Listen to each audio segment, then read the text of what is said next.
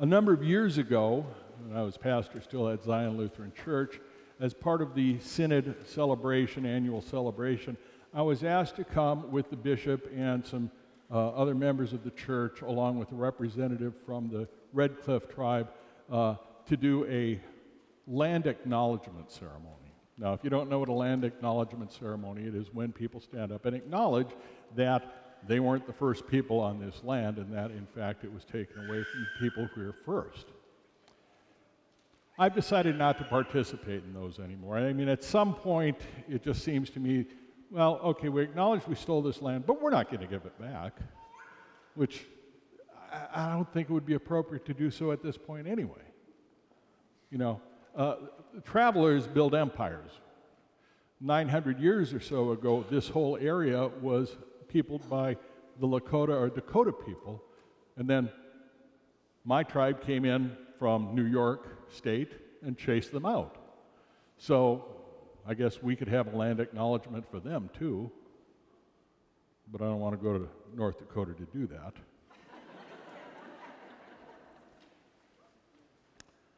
Today is Indigenous Peoples Sunday, and I was honored to be asked to come here. Though to be honest, it seems to me sometimes that I serve as a pastor in the Evangelical Lutheran Church in America, the whitest denomination in the country, and I may be seen as the token Indian. And I don't really mind that much. That's just who I am. But let's face it, I've never celebrated Indigenous Peoples Sunday before because every Sunday is Indigenous Peoples Sunday for me. It's not that big a deal. Actually, last week seemed more like Indigenous Peoples Sunday. Last Sunday, we had a whole bunch of people, 21 people in our house, in our living room, because Anaya, our friend Lavon's daughter, 2 years old, was having a naming ceremony. She was given the name Jawe Nuden Ikwins, which means Little Love Wind Woman. And almost everybody there was native, except for my wife, Karen. Karen wasn't raised in the Lutheran church, but she's genetically Lutheran, Norwegian and Swedish. And my grandson's girlfriend, Emma, who was even whiter than Karen. But other than that, it was just all native people there, and it felt more like a celebration or a ceremony. And then on Thursday, we had wild rice and fry bread, so real Indian stuff. And then on Tuesday, I went out with the guys from NERC. There's a Native American cultural group, and we went out looking for eagle feathers. And the one I brought here is one I found. I actually started off thinking, I'm probably not going to find any. I'm not that observant. I came home with like 25 eagle feathers. Now I'm feeling real Indian, right?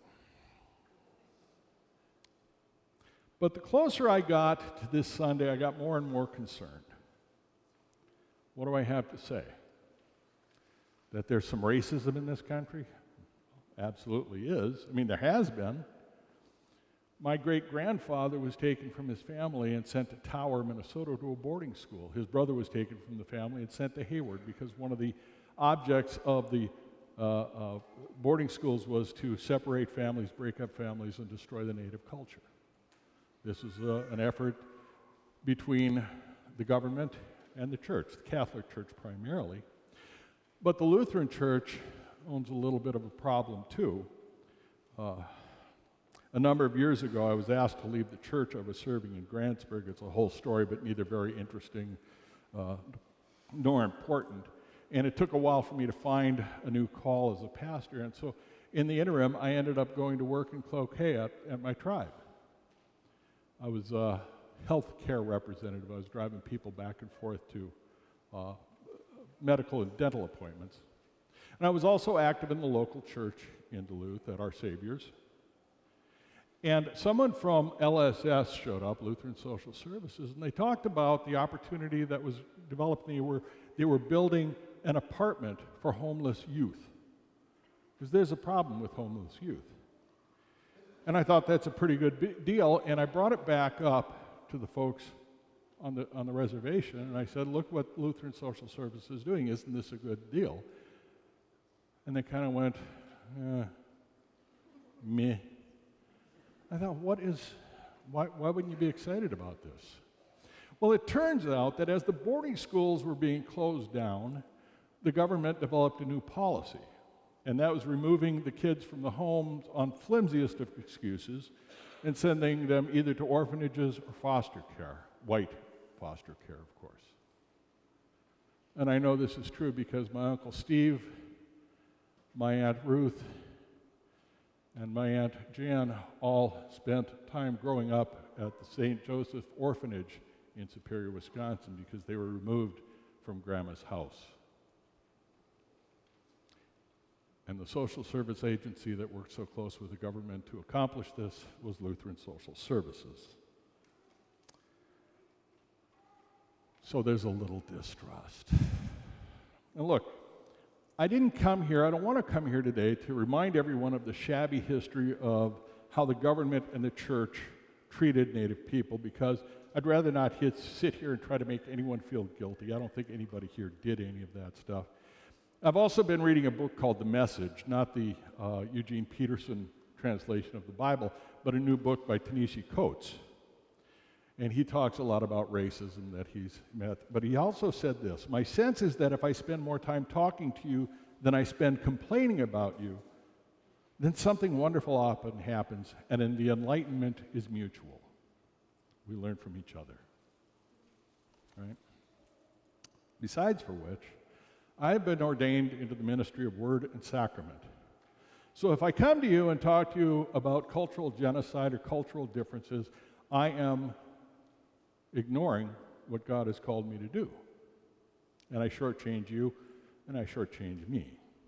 So instead, I think it's important to hear what Jesus had to say, especially in this reading today.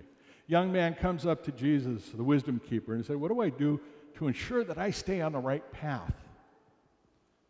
And Jesus said, "You know the law, right? The law of Moses are drawn from the water." And I love the way this translation gives the law. You are not to take the life of another, or be unfaithful in marriage, or take what is not yours. Never lie about or cheat a fellow human being, and always give honor and respect to your mother and father. You recognize the law, of course. This is the Ten Commandments, or some of the Ten Commandments, right? The young man says, "I've done all that." Jesus says, "Cool beans." That's a loose translation. One other thing. Call all the poor people and have a giveaway. Now that's a really native thing to do. In the native culture, I live in America. I did not grow up traditional. And the idea of accumulating, amassing a lot is a sign of success, right? I have brothers who are very wealthy. They are successes. But in the native culture, it's not how much you have, it's about how much you can give. That's what success is. So he hung his head and he walked away because he loved his stuff. And then Jesus says it's easier for a moose to get through the eye of a needle than for someone with many possessions to find the good road, which on the surface should worry most of us. Because let's face it, we love our stuff and we got a lot of it. We think that the stuff we have is necessary. Right? The first house I remember living in was in Munger, Minnesota. And it was a 4-room house, 2 bedrooms, a living room, and a kitchen. There was an oven in the kitchen room and a space heater in the living room, and that was all the heat we had. And the bathroom was about 50 yards behind the house. And running water meant you ran and filled a pail at the pump outside and you ran it back in the house. And if you wanted hot water, you throw it on the stove and heat it up. Now, I'm going to tell you the truth. I find indoor plumbing to be necessity. Okay? I'm too old to do something like that anymore. What has moved from this is nice to this is needed? Much of the world doesn't have indoor plumbing. Are many of the things in life really necessary as opposed to nice to have? When Karen and I were married, I think in the first year, we had both our cars kind of fall apart on us. And we spent 3 years without a car. We lived in Minneapolis, so there's public transportation. I had a bicycle. We could get around. Duluth is a little bit harder, and especially since I live in West Duluth, and 3 days a week I go up to the Northeast Regional Correction Center, which is in Saginaw, Minnesota. I need a car. You know, that's 18 miles and it's uphill. I don't think I'd survive it. There's no bus service up there. Here's the thing. I'm not convinced, in spite of the fact that we love our stuff, that the stuff is the problem. I don't think the stuff that we have is going to keep us from the good road. I think our love of our stuff will. It's our relationship with that stuff. That's our problem. Do our things serve God, or do they just serve us and keep us from serving God? What's interesting to me mostly about this particular passage, when Jesus starts listing the laws, you notice he doesn't say, keep the Sabbath holy. He doesn't say, don't use the Lord's name in vain. He doesn't say, have no other gods before me. All the laws that he cites are about our relationship with each other, and that's not just this translation, that's every Bible. The laws he talks about is our relationship with each other.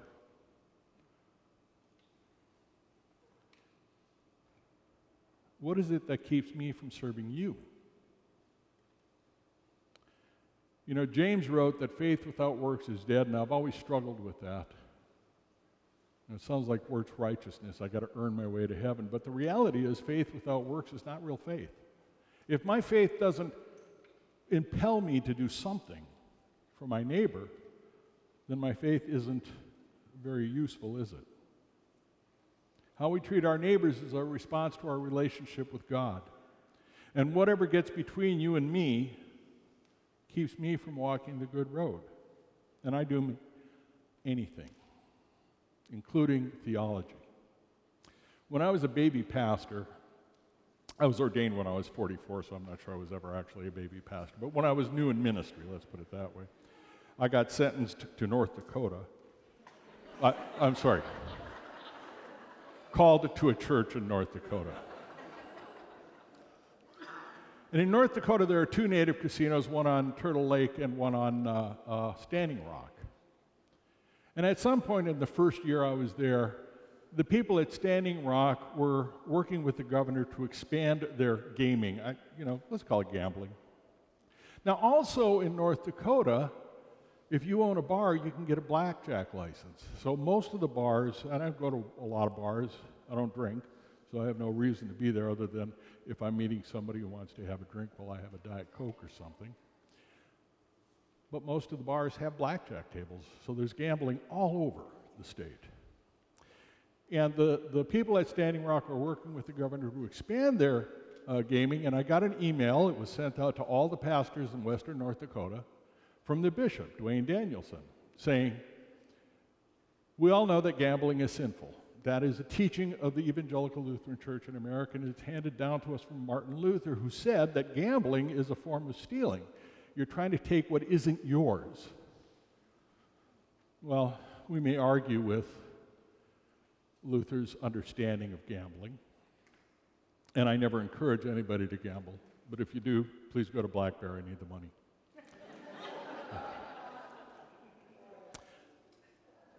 But here's what I thought about it and I prayed about it. See, the governor, the bishop says we're supposed to petition and have our congregations petition the governor to refuse to allow them to expand their gaming.